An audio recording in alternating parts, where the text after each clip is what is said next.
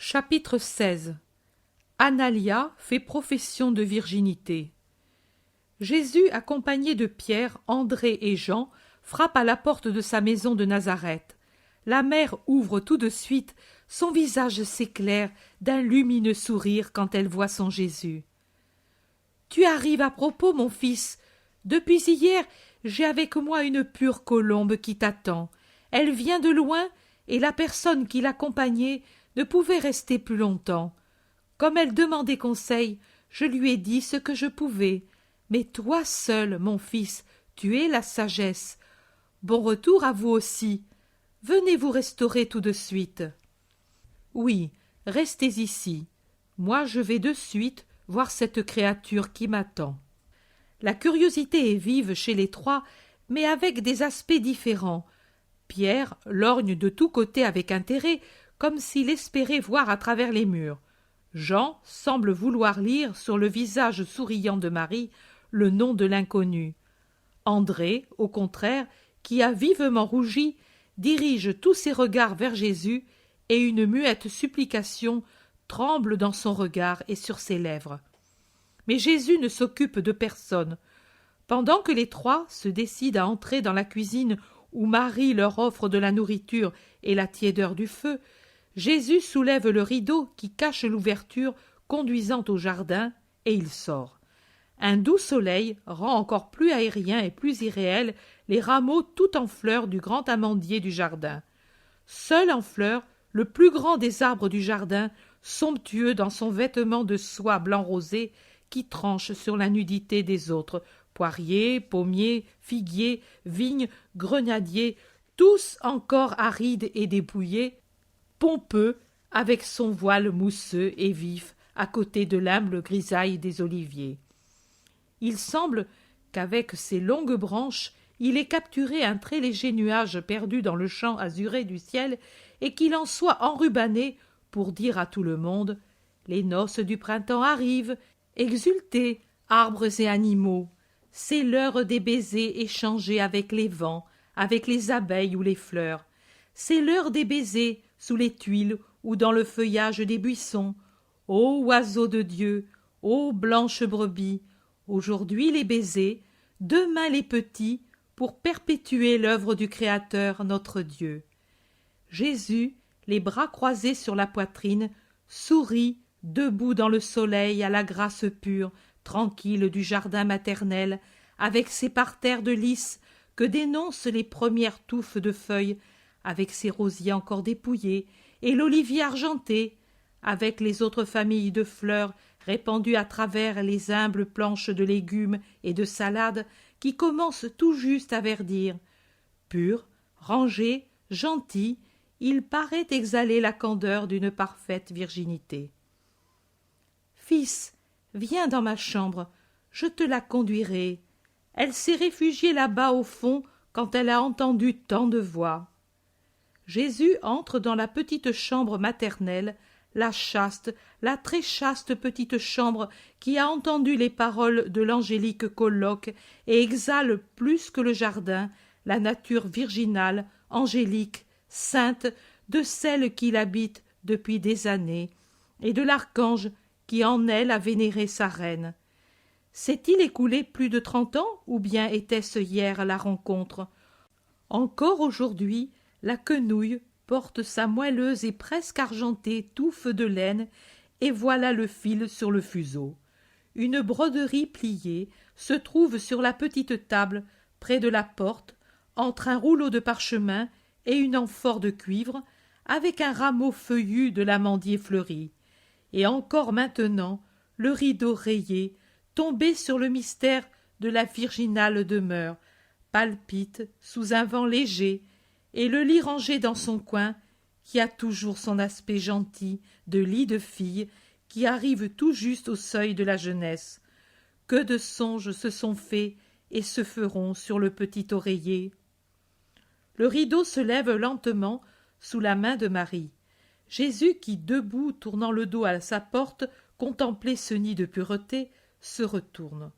« Voici, mon fils, je te l'amène, une agnelle, et tu es son berger. et Marie, qui est entrée tenant par la main une toute jeune brunette élancée qui rougit vivement en apparaissant devant Jésus, se retire doucement en laissant tomber le rideau. « La paix soit à toi, jeune fille. »« La paix, Seigneur. » La jeune fille reste sans parole, très émue, mais elle s'agenouille, la tête penchée vers la terre. « Lève-toi. Que veux-tu de moi? N'aie pas peur. »« Ce n'est pas la peur, mais maintenant que je suis devant toi, après l'avoir tant voulu, tout ce qu'il me paraissait facile, nécessaire de te dire, je ne le trouve plus. Il ne me vient plus ce... Je suis sotte. Pardonne-moi, mon Seigneur. » Tu demandes grâce pour la terre? Tu as besoin de miracles? Tu as des âmes à convertir? Non? Et alors? Allons, parle. Tu as eu tant de courage, et maintenant il te manque? Ne sais-tu pas que je suis celui qui fortifie? Oui, tu le sais. Et alors? Parle comme si j'étais un père pour toi. Tu es jeune. Quel âge as-tu? 16 ans, mon Seigneur. D'où viens-tu? De Jérusalem. Quel est ton nom? Analia. Le cher nom de ma grand-mère et de tant d'autres saintes femmes d'Israël, et avec lui celui de la bonne, douce, fidèle, affectueuse épouse de Jacob. Il te portera bonheur. Tu seras épouse et mère exemplaire. Non? Tu secoues la tête? Tu pleures? Tu as peut-être été repoussée? Non plus? L'homme que tu devais épouser est mort? Personne ne t'a encore demandé? La jeune fille secoue toujours la tête.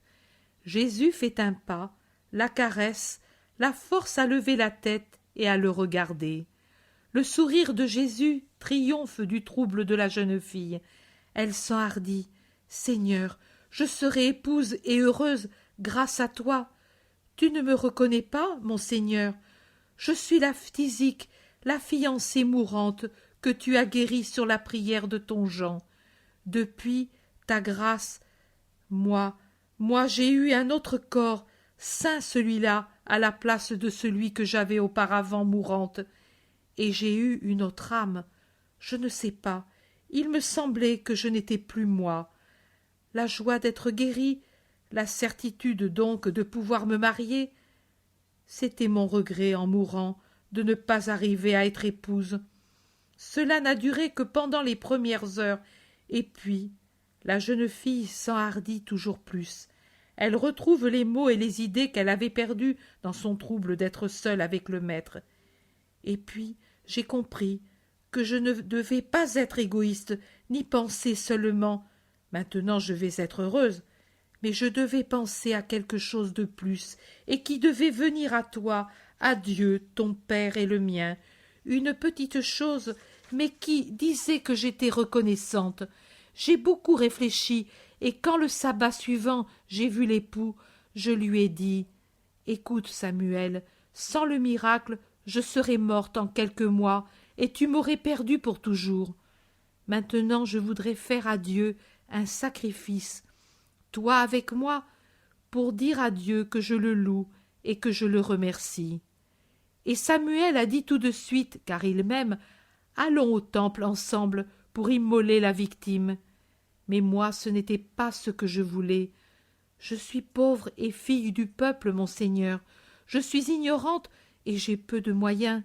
Mais à travers ta main posée sur ma poitrine malade, quelque chose était venu, non seulement dans mes poumons rongés, mais à l'intérieur de mon cœur.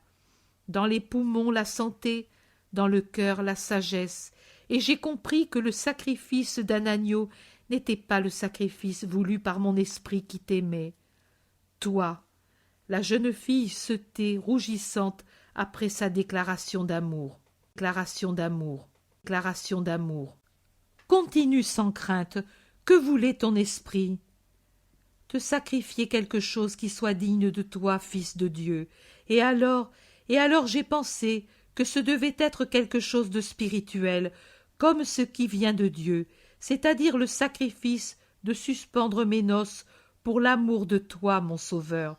Grande joie les noces, sais-tu. Quand on s'aime, c'est une grande chose. On désire, on a hâte qu'elle soit accomplie. Mais je n'étais plus celle de quelques jours auparavant. Je l'ai dit à Samuel, et lui m'a comprise. Lui aussi a voulu se faire nazir pour 1 an, à dater du jour qui aurait dû être celui des noces, c'est-à-dire le jour qui suit les calendes d'Adar. En attendant, il est allé à ta recherche pour aimer celui qui lui avait rendu l'épouse, l'aimer et le connaître. Toi.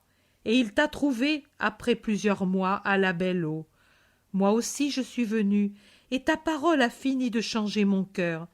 Maintenant, le vœu d'avant ne me suffit plus. Comme cet amandier là-dehors, qui sous le soleil toujours plus chaud est revenu à la vie après être resté mort pendant des mois et s'est garni de fleurs, et puis ce sera les feuilles et les fruits. Ainsi j'ai toujours progressé dans la sagesse de ce qui est meilleur. La dernière fois, désormais, sûre de moi et de ce que je voulais. Pendant tous ces mois-ci, j'y ai réfléchi.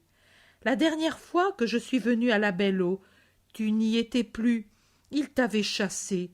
J'ai tant pleuré et tant prié le Très-Haut qu'il m'a exaucé, persuadant ma mère de m'envoyer ici avec un parent qui allait à Tibériade pour parler aux courtisans du tétrarque. Le régisseur m'avait dit que je t'aurais trouvé ici. J'ai trouvé ta mère et ses paroles. Rien que de l'entendre et de rester à côté d'elle pendant ces 2 jours a fini de mûrir le fruit de ta grâce. La jeune fille s'est agenouillée comme devant un autel avec les bras croisés sur sa poitrine. C'est bien, mais que veux-tu de précis? Que puis-je faire pour toi? Seigneur, je voudrais une grande chose, et toi seul, maître de la vie et de la santé, peux me la donner, car je pense que ce que tu peux donner, tu peux aussi l'enlever. Je voudrais que la vie que tu m'as donnée, tu me l'enlèves au cours de l'année de mon vœu, avant qu'elle ne se termine. Mais pourquoi? N'es-tu pas reconnaissante à Dieu pour la santé que tu as recouvrée? Tellement, sans mesure, mais pour une seule chose, car en vivant de sa grâce et de ton miracle, j'ai compris ce qui était le meilleur. Qu'est-ce?